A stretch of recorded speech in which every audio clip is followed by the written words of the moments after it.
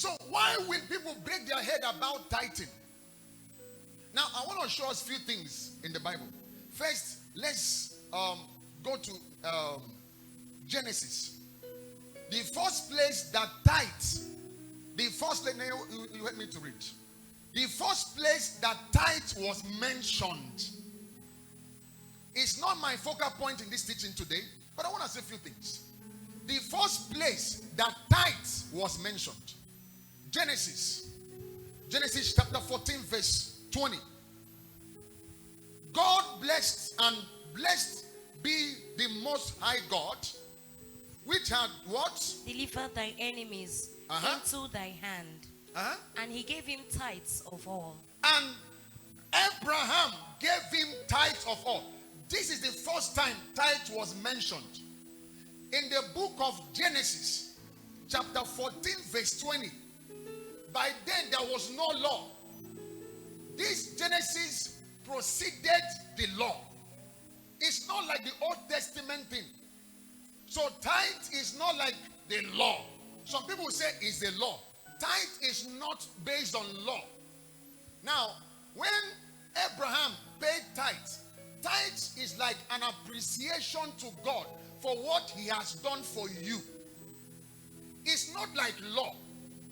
You are thanking God. When Abraham paid tithes, God delivered him.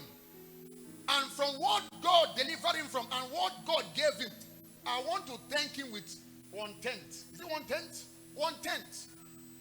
Tithing thing is not based on law.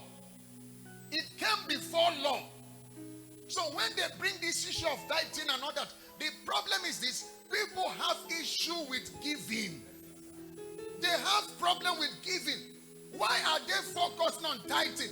Tithe is not the problem. It's not the problem. Whether you tithe, it shows a kind of wickedness. God has blessed you with 1 million. You say, I'm coming back with 100,000 to say, Father, I appreciate you for giving me 1 million. And they now said, tithe is not in the New Testament. They said that Jesus never talked about tithe. Who told them that? Let's look at Matthew. Matthew chapter 23 verse 23. New Living Translation. New Living Translation.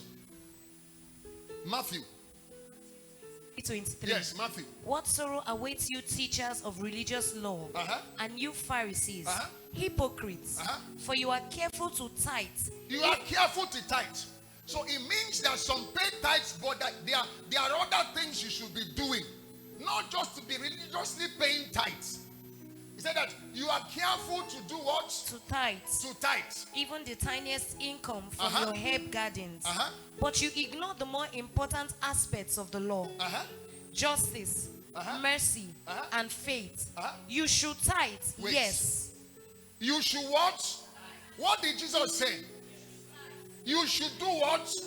Yes. He didn't say you should tithe and stop there. He said you should tithe.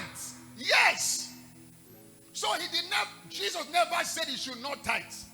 He said you should tithe. Yes. So when he said it, he didn't say you should not tithe anymore. What he would have said, he should have said you shouldn't tithe anymore. He said you should tithe. Yes. So oftentimes when they talk about, they say Jesus never preached about that. Jesus said you should tithe. You should tithe. It's an appreciation. It's not a law. The reason why they brought tithing into law is to help galvanize it. Law now made it mandatory. Are you with me? It was what Abraham did willfully, out of his own heart of appreciation. God, I thank you. And it works. So the law had to incorporate it to make it mandatory for them to be appreciative to God for the things he has been doing for them. So each time I hear this issue of tithes, I keep wondering, why can't we argue about soul winning? Why can't we argue about some things that are important? You see people talking, breaking their head. Tithes is this, tithe is that one. Tithe, why? If you don't want to tithe, keep it and leave those that want to tithe alone. And those that want to tithe, they are not persuaded to tithe.